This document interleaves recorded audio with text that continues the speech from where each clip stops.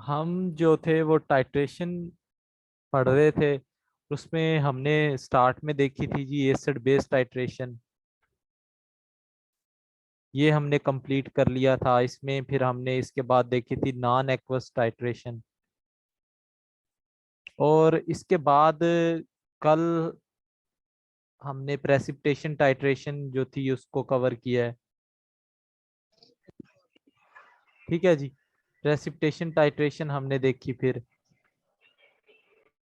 इसके बाद आज जो हम देखने जा रहे हैं वो है कम्प्लेक्सोमेट्रिक टाइट्रेशन। कम्प्लेक्सोमेट्रिक टाइट्रेशन को आज हमने देखना है जी। और फिर इसके बाद हमारे पास जो लास्ट होगी वो होगी रिडॉक्स टाइट्रेशन। ये आपके पास टाइट्रेशन थी और जो आपको पता भी है इनकी फर्दर हमने सब कैटेगरीज या टाइप्स भी देखी हैं। जैसे प्रेसिपिटेशन टाइट्रेशन में आपने मुहर मेथड देखा, वुलहार्ड मेथड देखा। ठीक है, मॉडिफाइड वुलहार्ड मेथड देखा था फिर आपने। ठीक है, और फजान मेथड देखा था। ये चार तरह के ये आपने देखे थे। और मैंने बताया था कि यहाँ AgNO3 यूज हो रहा होगा सब में, तो इसको अर्जेंटाइट भी बोलते हैं। ठीक है, अर्जेंटोमेट्रिक टाइट्रेशंस भी बोलते हैं इनको। फिर आज जो काम हम स्टार्ट करने जा रहे हैं वो है कम्प्लेक्सोमेट्रिक टाइट्रेशन। जिन लोगों ने न्यू ज्वाइन किया है तो उनके लिए भी बताता जाऊं कि जो कल टेस्ट होगा सबके लिए, जो टेस्ट तो कॉमनली सबके लिए, ओल्ड और न्यू स्टूडेंट्स। और बहुत से जो ओल्ड स्टूडेंट है वो मुझसे पूछ रहे कि सर हमने फी सबमिट करवानी या नहीं। तो उनके लिए कोई फी नहीं है जी, ये भी याद रख लें। वो जो प्रीवियस फी है उसी में ही वो टेस्ट उनके लिए होगा। और ये जस्ट उनके लिए ऑफर है। जो प्रीवियस स्टूडेंट हैं जो ऑलरेडी जिन्होंने फी पे की हुई है उनके लिए कोई एक्स्ट्रा फी नहीं हम ले रहे। जो न्यू स्टूडेंट है जी और जो ओल्ड स्टूडेंट हैं वो एक बात याद रख लें, टेस्ट जो होगा कल वो आपका जो होगा जी वो थर्मोडायनेमिक्स का। टेस्ट से एक दिन पहले आपको रिकॉर्डिंग्स और चैप्टर जो होगा वो प्रोवाइड कर दिया जाएगा। ये बात आपने याद रख लेनी है। थर्मोडायनेमिक्स में अब दो चैप्टर होंगे। एक तो होगा आपका केमिकल थर्मोडायनेमिक्स और दूसरा होगा आपका स्टैटिस्टिकल थर्मोडायनेमिक्स। ये दो चैप्टर के टेस्ट जो होंगे वो कल आपसे लिए जाएंगे। मतलब जैसे मीटिंग अभी हो रही है 8 से 9 बजे तक, तो जो आपका टेस्ट होगा वो 9 से यानी मीटिंग के बाद ही आप सॉल्व कर सकेंगे। और टेस्ट सॉल्व करने के लिए आपके पास अगले दिन तक का टाइम होगा जी। उसके बाद जो टेस्ट होगा वो क्लोज हो जाएगा। और फिर इस तरह जो नेक्स्ट डे होगा मीटिंग के बाद उसका आपको टेस्ट शेयर कर दिया जाएगा। इसी तरह फिर ये सिलसिला चलता जाएगा। और अब चूंकि टाइम कम है तो हमने बहुत सी चीजें कवर करनी है। थर्मोडायनेमिक्स ये आपके दो चैप्टर हो जाएंगे। आवाज नहीं आ रही आप लोगों को जी? ये काइंडली जिन लोगों को आवाज नहीं आ रही ना उनको एक मैसेज कर देंगे चैट बॉक्स में कि अपने माइक्स जो हैं वो कनेक्ट कर लें। उनके माइक्स कनेक्ट नहीं है जी। ठीक है, उनको एक मैसेज कर दें कोई आप में से कि माइक है उन्हें कनेक्ट कर लें। ठीक है, तो बात हम कर रहे थे जी कि टेस्ट ये दो चैप्टर आपके कल के लिए हैं। और ये जैसे ही मीटिंग एंड होगी इसके आपको लेक्चर्स प्रोवाइड कर दिए जाएंगे। ठीक है, और इसके बाद फिर फर्दर जो भी जिस चैप्टर का भी टेस्ट होगा वो पहले आपको उसके लेक्चर सेंड कर दिए जाएंगे, फिर आपसे वो टेस्ट उसका कंडक्ट किया जाएगा। तो इस तरह से सिलसिला चलना है। इंशाल्लाह उम्मीद होगी कि हम काफ़ी कुछ कवर कर लेंगे। एटलीस्ट हम फिजिकल इनऑर्गेनिक ऑर्गेनिक भी कवर कर ली हमने तो आपके चांसेस बहुत ज़्यादा हो जाएंगे टेस्ट में अच्छे मार्क्स हासिल करने के। बाकी जो चीज़ें हैं वो भी साथ साथ हम कवर करेंगे। स्पेक्ट्रोस्कोपी के टेस्ट भी लेंगे, करोमेटोग्राफी के भी, सारी चीज़ें इंशाल्लाह कोशिश होगी। टाइम जितना हमारे पास हुआ, अगर हमारे पास अभी एक महीना भी है तो एक महीने में हम 60 चैप्टर कवर कर लेंगे जी। इंशाल्लाह 60 चैप्टर अगर आपके कवर देखें अभी देखें 18 को था ना, तो इस महीने में तो मोस्ट प्रोबेबल यही है कि नेक्स्ट माह में हो। अब चूंकि इस महीने की डेट 18 थी, तो इस महीने में तो होने से रहा। पॉसिबिलिटी यही है कि नेक्स्ट मंथ में आपका टेस्ट हो, तो फिर भी आपके पास जी 18-19 दिन अभी भी पड़े हैं। तो आप तैयारी करें तो इंशाल्लाह ये आप लोग अच्छे से तैयारी कर सकते हैं। तो चलें फिर आज हम स्टार्ट करते हैं कम्प्लेक्सोमेट्रिक टाइट्रेशन। ये जो काम हम कंटिन्यू रखेंगे अपना टेस्ट, वो आपको शेयर कर दिया जाएगा। 15 to 20 MCQs हुआ करेंगे, ठीक है। क्योंकि आपको रिकॉर्डेड लेक्चर्स भी प्रोवाइड करने, ये सारा काम और टाइम इतना ज़्यादा नहीं होगा मेरे पास भी कि हम बहुत ज़्यादा टेस्ट में एमसीक्यूज ऐड कर पाएँ। सारी चीज़ें आपको प्रोवाइड करनी पड़ती हैं, फिर रिकॉर्डेड लेक्चर्स भी सेंड करने पड़ते हैं। तो आपको ट्रिपल ट्रिपल काम है। देखिए मीटिंग भी मैं आपको कंडक्ट करवा रहा हूँ इधर, और फिर टेस्ट भी होगा, और पास्ट पेपर भी हम डिस्कस कर लेंगे। लास्ट जो 2-3 दिन हुए ना हमारे टेस्ट से पहले, वो भी हम देख लेंगे, ठीक है जी। न्यू स्टूडेंट जो हैं उनको बताया गया कि फी सबमिट करवाने के लिए ये नंबर मैंने आपको मेंशन कर रहा हूँ, 5157578030030060 578। ये नंबर है जी, ये इन पे न्यू स्टूडेंट है जो फी सबमिट करवा सकते हैं अपनी, ठीक है। या इस नंबर पर बाद में मुझसे कांटेक्ट करें, उनको फर्दर गाइडेंस मिल जाएगी। ये नंबर है। अच्छा जी, आज जो हमने अभी के लिए आप लोग इस पे फोकस करें, मीटिंग पे जो हमने काम करने आज उस पे हम फोकस करते हैं जी। तो कम्प्लेक्सोमेट्रिक टाइट्रेशन की हम बात करने जा रहे हैं, कम्प्लेक्सोमेट्रिक एनालिसिस या कम्प्लेक्सोमेट्रिक टाइट्रेशन। तो इसको करने से पहले तो आपको एसिड बेस टाइट्रेशन का थोड़ा सा ओवरव्यू दे दूं, क्योंकि कुछ लोग नए आए हैं तो उनके लिए, ताकि उनको भी थोड़ी बहुत समझ आ जाए।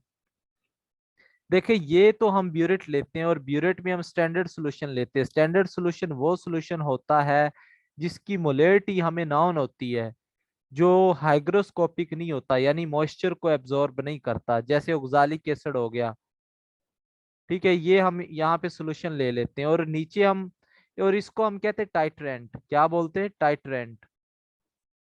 नीचे हम वो सोल्यूशन लेते हैं जैसे NaOH, आपको पता है ये सेकेंडरी स्टैंडर्ड होता है, ये मॉइस्चर को एब्जॉर्ब कर लेता है और इसकी मोलेरिटी चेंज हो जाती है। हम इसकी मोलेरिटी फाइंड करना चाह रहे होते हैं, तो जिसकी मोलेरिटी या कंसंट्रेशन आप फाइंड करना चाहते हैं उसको आप बीकर में ले लेते हैं।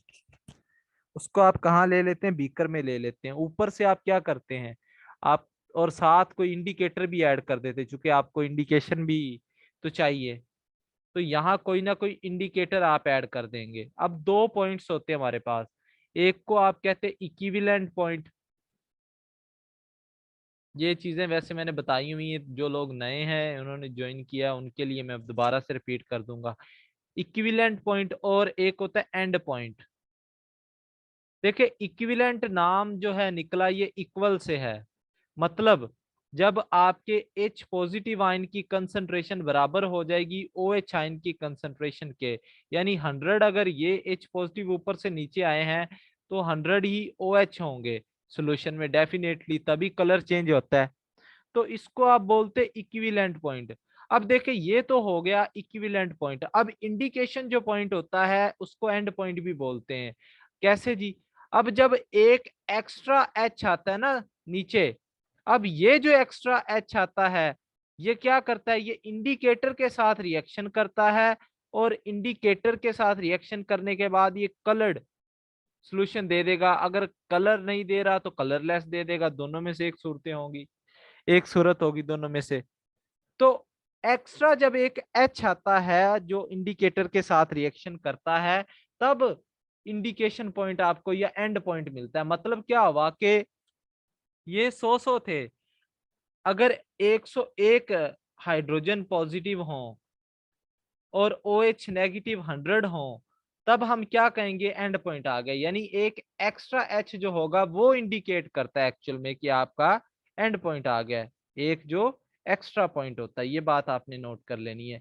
एंड पॉइंट और इक्विवेलेंट पॉइंट में क्या डिफरेंस होता है, ठीक है।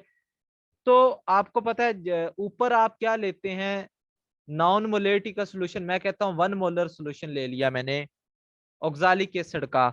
आपको इसकी मोलेरिटी फाइंड करनी है, लेकिन इसका आपको वॉल्यूम का पता है, NaOH का वॉल्यूम मैं कहता हूँ इसका 20 ml ले लिया है। अब ऊपर से ब्यूरेट में जितना वॉल्यूम यूज होगा वो भी आपको पता है ब्यूरेट पे, क्योंकि वो स्केल दिया होता है। तो ब्यूरेट का वॉल्यूम भी आपको मालूम, मैं कहता हूँ कि 10 ml यूज हो गया ब्यूरेट का वॉल्यूम।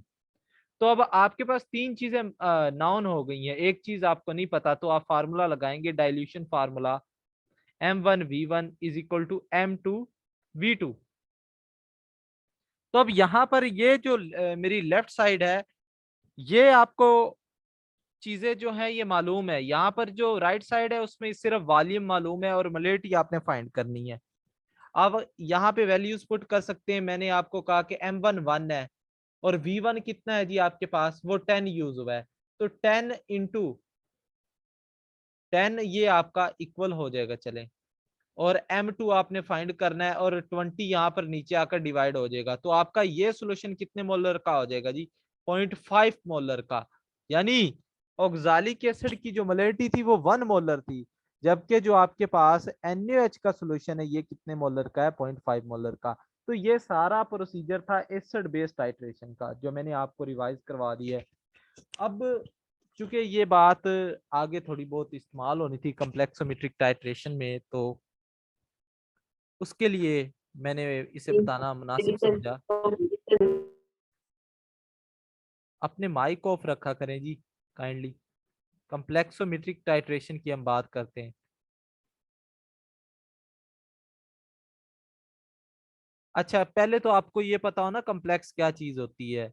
ये सारी बातें आपको एक बात याद रख लेनी है, कम्प्लेक्स कंपाउंड ऐसे कंपाउंड होते हैं जिनमें ना दो पार्ट्स होते हैं, ठीक है। हाँ जी, रिकॉर्डेड लेक्चर तो आपको डेली मिला करेंगे, उसकी आपको परेशान होने की जरूरत नहीं। कम्प्लेक्स में दो पार्ट होते हैं, एक तो होता है आयनाइजेबल पार्ट, एक होता है अनआयनाइजेबल पार्ट। तो ऐसे कंपाउंड को आप कम्प्लेक्स कंपाउंड्स बोलते हैं। जैसे मैं कहूँ ये Na, यहाँ पर आप कह देते K2CN4, ठीक है, ये एक कम्प्लेक्स बन गया। सपोज कर रहा हूँ एग्जिस्ट कर रहा है या नहीं कर रहा, उससे हमें मतलब नहीं है।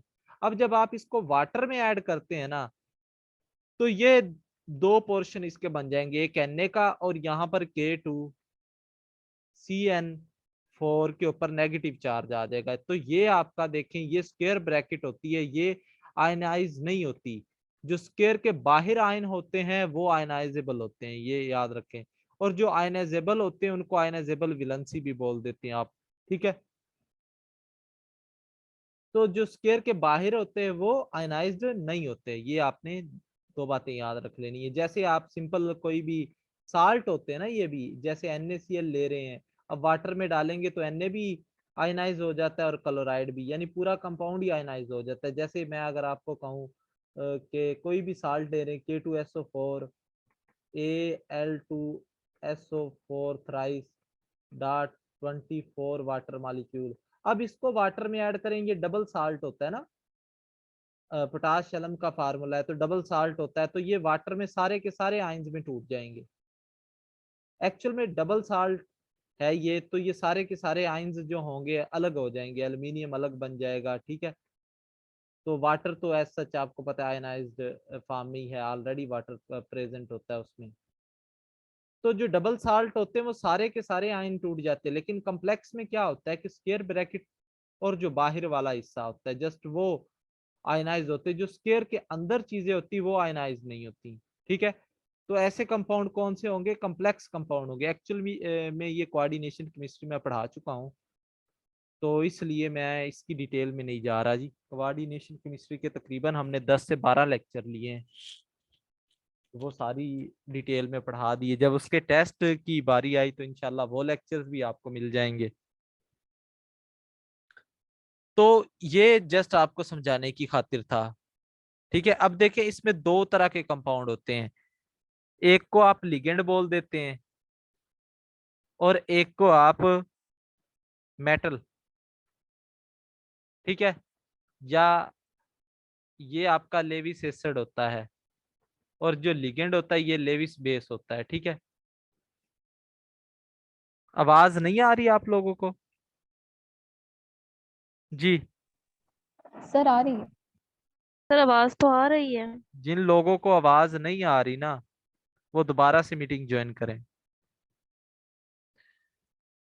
देखिए लिगेंड वो चीज होती है, आपको पता है, लेविस बेस जो इलेक्ट्रॉन पेयर डोनेट कर दे, वो आपके पास क्या होती है जी, लेविस बेस होती है। और मेटल आपको पता है, इसके पास एक वैकेंट ऑर्बिटल होता है, टेंडेंसी होती है टू गेन इलेक्ट्रॉन पेयर। तो इलेक्ट्रॉन पेयर लेने की इसके पास सलाहियत होती है। दैट्स वाई इसको आप मेटल बोल देते हैं, लिगेंड बोल देते हैं, ठीक है। और सॉरी, लेविस एसिड बोल देते हैं, क्योंकि ये इलेक्ट्रॉन पेयर एक्सेप्ट करने की सलाहियत रखता है। अब देखें क्या होगा जब हम मूव करते हैं आगे, सारी बातें अभी आपको समझ आ जाएगी। एक होता है चिलिएशन इफेक्ट, ये भी मैंने आपको बताया है। चिलिएशन इफेक्ट क्या होता है जी, कोई बता सकता है मुझे आप में से जी, व्हाट इज चिलिएशन? एनीवन? सर जब पॉलीडेंटेट लिगेंड्स जो हैं वो अटैच होते हैं सेंट्रल मेटल से, तो जो अब हमारे पास साइक्लिक कंपाउंड जो बनते हैं हाँ कुछ जी, रिलेशन। बिल्कुल सही बात है। जब आपके जो है मोनोडेंटेट लिगेंड ना हो, बाइडेंटेट जैसे हो गया, ठीक है, बाइडेंटेट लिगेंड कंबाइन करते हैं जब, जैसे ये मिसाल के तौर पर ये कंबाइन कर गया मेटल के साथ, दो साइड से कंबाइन करके एक रिंग बना देते हैं, ठीक है, तो उसको आप चिलिएशन इफेक्ट बोल देते हैं। लेकिन कंडीशन ये है, मोनोडेंटेट लिगेंड नहीं होना चाहिए। मोनो वो होता है जो सिर्फ एक साइड से डोनेट करता है, बाई वो होता है जिसके पास दो साइड्स हो। ये तो नहीं है बाई, लेकिन मैंने एग्जांपल के तौर पर आपको समझाने की कोशिश की, आगे मैं बताऊंगा आपको। और हेक्सा वो होते हैं जो जिनके पास सिक्स साइड्स होती हैं डोनेशन की, ठीक है। क्योंकि हम यहाँ पर ईडीटीए यूज करेंगे तो आपको पता होना चाहिए उसका।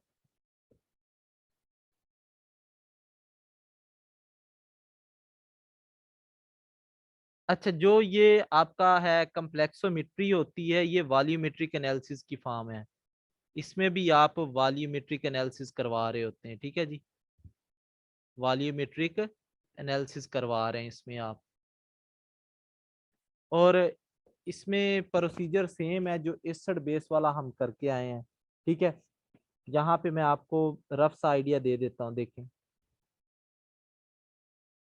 यहाँ पर ना आपने क्या लेना होता है, नीचे आप, मैं अगर आपको एक ऐसा वाटर देता हूँ जिसमें मैं आपसे कहता हूँ कि इसके अंदर जितने भी आयंस प्रेजेंट हैं उनकी आप मुझे डिटर्मिनेशन करवा दें, मैग्नीशियम के आयंस की। देखिए अब मैग्नीशियम के आयंस तो एसिड के साथ सच रिएक्शन ना करें, चाहे कुछ कर लें या ना करें, लेकिन कम्प्लेक्स तो जरूर बनाएंगे ना वो। जब भी कोई कम्प्लेक्सिंग एजेंट उसमें आप ऐड करवाएंगे तो वो कम्प्लेक्स तो जरूर बनाएंगे, ठीक है। अब आपने क्या किया कि आठ सात आठ या नौ आइंस है आपके पास। मैं कहता हूँ आपको, मैं एज अ सैंपल आपको वाटर दे देता हूँ और आप एनालिस्ट हैं। मैं आपको कहता हूँ कि इसके अंदर जो आइंस हैं, ये वाटर है, इसके अंदर जो भी X Y G W gamma eta जो भी आइंस हैं उनकी आप मुझे डिटर्मिनेशन करवा के दें। आप कैसे डिटर्मिनेशन करवाएंगे? उस पर्पज के लिए फिर आप क्या यूज करते हैं, कम्प्लेक्सोमेट्रिक टाइट्रेशन यूज करते हैं, जब आप डिफरेंट आइंस की डिटर्मिनेशन करवा रहे हो। अब चूंकि मैं कहता हूं हमारे पास कैडमियम है, जिंक है, मैग्नीशियम है, कैल्शियम है, आप इनकी डिटर्मिनेशन करवा दें मुझे। मैं मिसाल के तौर पर यहाँ पर ले लेता हूँ मैग्नीशियम के आइंस। मैंने जी मैग्नीशियम के आइंस ले लिए हैं, इनकी डिटर्मिनेशन अभी हम करवाने जा रहे हैं, ठीक है। और साथ आप कोई ना कोई इंडिकेटर भी यूज करेंगे, चूंकि एंड पॉइंट आपका कलर्ड होना चाहिए। यहाँ पर मैंने इंडिकेटर डाल दिया, इरियोक्रोम ब्लैक टी, ईबीटी इसे बोलते हैं, ठीक है। इसका जो कलर होता है वो रेड वाइन होता है। क्या होता है जी? Red wine, eriochrome black T. ये इंडिकेटर पूछ लिया जाता है बाज का, तो आपने इसको याद रखना है। अब ये जो इंडिकेटर होता है ना, ये जब आपने इसके अंदर मैग्नीशियम के अंदर डाला तो ये क्या काम करेगा, देखें। इंडिकेटर जो होगा, इसको आई एन से मैं लिखूंगा इंडिकेटर को, ये आपने याद रखना है, ठीक है।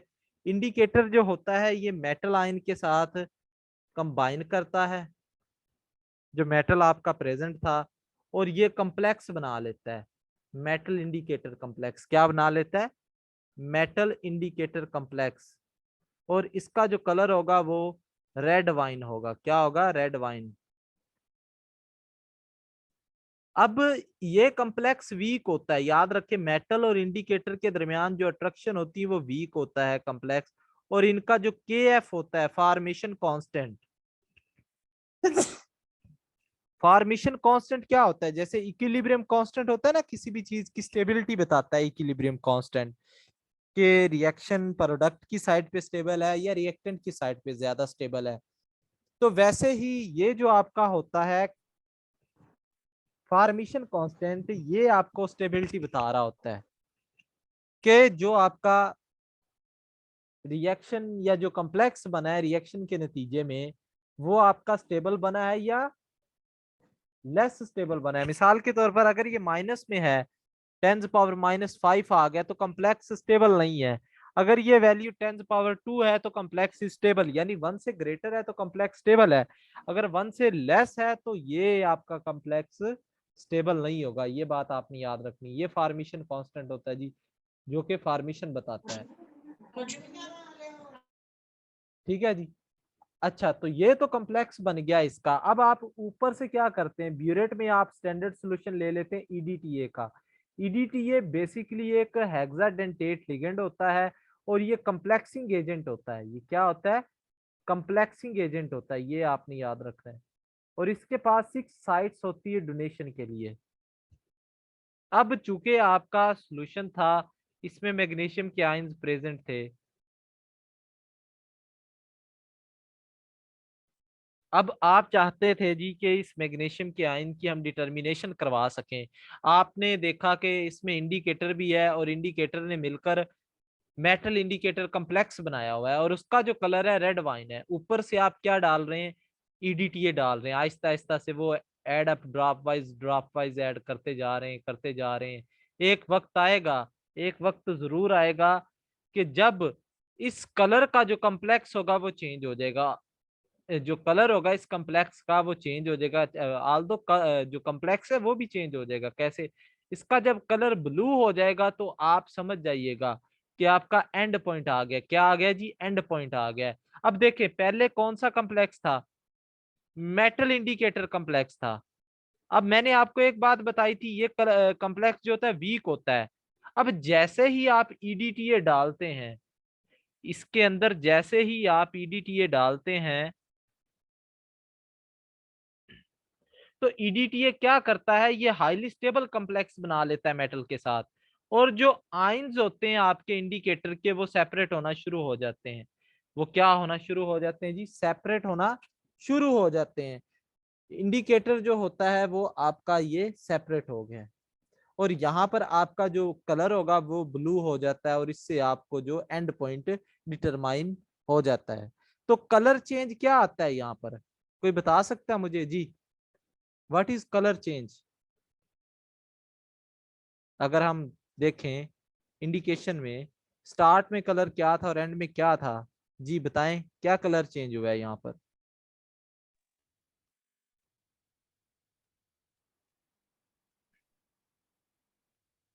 हाँ जी,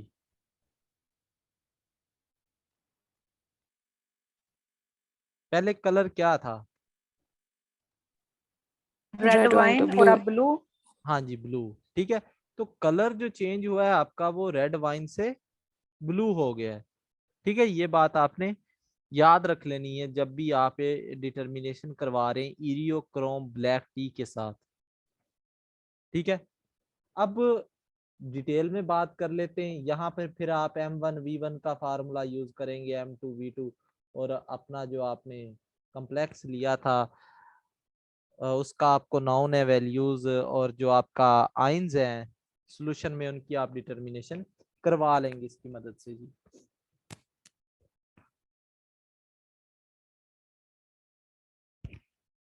इसके बाद हम डिटेल में थोड़ी बहुत इसकी बात करते हैं। देखिए, अब जो कम्प्लेक्सिंग एजेंट्स होते हैं,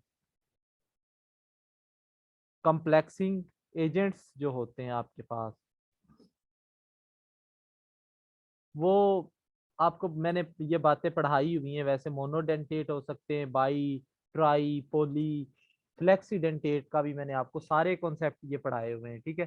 तो ये यूनिडेंटेट भी हो सकते हैं और मल्टी डेंटेट भी हो सकते हैं। डेंटिसिटी होता है लफ्ज ना, डेंटेट जो हम बोल रहे हैं ये डेंटिसिटी से निकला है।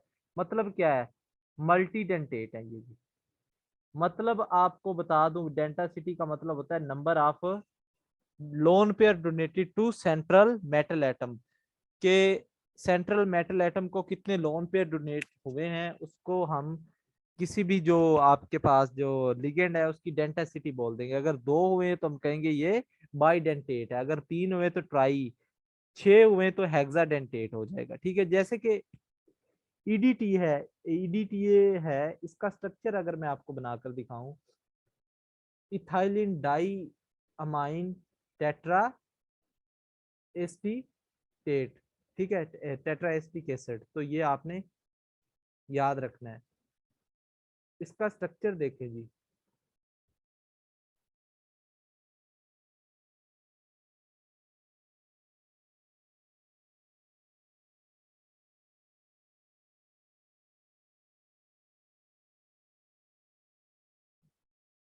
ये 4 इसके साथ एस्टिक एसिड लगे होते हैं, टेट्रा एस्टिक एसिड। इथाइलिन डाईअमाइन, अगर आपने लिगेंड पढ़ा हो इथाइलिन डाईअमाइन, तो ये बाइडेंटेट लिगेंड होता है इथाइलिन डाईअमाइन जो होता है। ये आप अपने माइक ऑफ रखा करें जी, अगर नेक्स्ट आपका किसी का माइक ऑन हुआ तो उसको मीटिंग से आउट कर दिया जाएगा। तो इसका जो स्ट्रक्चर है वो इस तरह से है जी, ये होता है आपके पास इथाइलिन डाईअमाइन टेट्रा एस्टिक एसिड। अब ये अगर इसके साथ अगर आपने ये वाकिफ हो इस स्ट्रक्चर से, ये मैंने आपको बताया था इथाइलिन डाईअमाइन का NH2 लगा दें तो इथाइलिन डाईअमाइन होता है वो बाइडेंटेट लिगेंड होता है, ठीक है। और इसके साथ चूंकि ये भी अब ग्रुप लग गया है तो यहाँ पर एक ऑक्सीजन भी है, यहाँ पर दूसरा ऑक्सीजन, तीसरा ऑक्सीजन और चौथा ऑक्सीजन। तो ये 4 ऑक्सीजन ये भी हैं, तो 4 डोनर साइट ये हैं और एक नाइट्रोजन ये 5वीं साइट और एक नाइट्रोजन ये 6ठी साइट। तो ये 6 साइट्स हैं जी इसके लिए, डोनेशन के लिए। तो ये आपके पास कौन सा होगा, हेक्साडेंटेट लिगेंड होगा, ये 6 साइट से डोनेट कर सकता है। अब याद रखें ये चूंकि वाटर में सोलुबल होता है, वाटर में सोलुबल हो जाता है, तो हमारे लिए प्रॉब्लम हो जाती है क्योंकि हमें तो इनसॉल्युबल प्रेसिपिटेट चाहिए। तो हम क्या करते हैं, इसके अंदर कोई और एजेंट डाल देते हैं जो क्या करता है, इसकी जो प्रेसिपिटेशन है उसको इंक्रीज करता है। तो हम इसमें वो भी याद रख लें, एमसीक्यूज में पूछा जा सकता है, डाई मिथाइल एल्डोक्साइम डाल देते हैं, एल्डोक्साइम। तो ये क्या करता है कि ये इसकी सोलबिलिटी को रोकता है और वाटर जो सोलबल कम्प्लेक्स होगा वो फिर इजीली आपके प्रेसिपिटेट बन जाएगा और फिर आप उसकी इजीली डिटर्मिनेशन करवा लेंगे, ठीक है। अच्छा जी, ये तो बातें हमने इसकी कर ली हैं। अब इसके प्रिंसिपल की भी बात हम कर चुके हैं कि पहले जो कम्प्लेक्स बनता है इंडिकेटर के साथ, फिर आपका वो ईडीटीए के साथ बन जाता है। और ये पूछा गया था पीपीएससी में क्वेश्चन कि ये कम्प्लेक्स जो होता है ईडीटीए के साथ जो टाइट्रेशन होती है वो पीएच उसमें कितनी होती है, तो याद रखें ये 10 पीएच पर होता है, बेसिक पीएच इसको चाहिए होती है। पीएच इसके लिए कितनी होनी चाहिए, 10। ये आपने याद रख लेनी है, पीएच शुड बी 10। ये अस्सलाम पीपीएस वालेकुम सर। जी वाले रिपीट कर दें जो आपने पहले थोड़ा सा बताया है। क्या चीज सर ये, एमसीक्यूज वो पीपीएससी में आया वो। हाँ जी यही मैं बता रहा हूँ ना, अभी आपके सामने ही है। मैंने कहा कि ईडीटीए जो वर्क करता है वो पीएच 10 पे वर्क करता है। ये क्वेश्चन लास्ट टाइम पूछा गया था, ठीक है, ये याद रख लें। ईडीटीए जो है वो पीएच 10 पर वर्क कर रहा होता है। अच्छा, इसमें इंडिकेटर कौन कौन से यूज होते हैं, इंडिकेटर इसमें मैं अगर आपको टेबल बनाकर बता दूं तो चले, 2-3 इंडिकेटर हैं वो इम्पोर्टेंट है, जो उनको मैं यहाँ लिखवा देता हूँ आपको। इंडिकेटर यहाँ पे पहले तो इंडिकेटर है, फिर कलर चेंज उसका क्या आएगा, कलर पीएच रेंज कितनी होनी चाहिए उसकी, और मेटल कौन कौन से वो डिटेक्ट करता है। 2-3 है, मैं आपको इंपॉर्टेंट बता देता हूँ। ईबीटी, इसको कहते हैं इरियोक्रोम ब्लैक टी, ठीक है। इसका जो कलर चेंज होता है वो रेड से ब्लू होता है, आपने अभी देखा भी है, रेड वाइन से ब्लू होता है, और ये 6 से 7 पीएच पर कलर चेंज कर लेता है। और इसमें जो मेटल की डिटेक्शन होती है वो आपके पास calcium, barium, magnesium, zinc, cadmium, lead, Hg, ये कुछ मेटल हैं जो ये डिटरमाइन करवा सकता है। फिर इसके बाद कैटिकोल, ये भी नाम थोड़ा सा आई कैचिंग है तो इसलिए मैंने आपको बताना मुनासिब समझा जी। इसका जो कलर होता है वायलेट से रेड, वायलेट से रेड होता है, और इसमें पीएच होती है 8 से 10। मैग्नीज, मैग्नीशियम, आयरन, आयरन हो गया, कैल्शियम हो गया, और लेड हो गया, ये करवा सकता है। इसके बाद एक और इम्पोर्टेंट है मिथाइल ब्लू। ये मीटिंग एंड हो जाए तो आपने दोबारा से ज्वाइन करना है। मिथाइल ब्लू, मिथाइल ब्लू जो होता है ये ब्लू से येलो कलर आपको देता है, ब्लू से येलो कलर देगा, और इसकी पीएच रेंज 4 से 5 पर ये कलर शो करवा देगा। और इसमें आप लेड, जिंक, कैडमियम और मरकरी टाइप के जो आयंस हैं उनकी डिटर्मिनेशन करवा सकते हैं। तो ये इंडिकेटर है, इंडिकेटर आपको पता है कि कौन कौन से होते हैं, तो उनके कुछ मखसूस जो नाम थे जो इम्पोर्टेंट हैं वो मैंने आपको यहाँ पर लिख दी है। आप लोग दोबारा से मीटिंग ज्वाइन करें, फर्दर हम फिर इसको देखते हैं।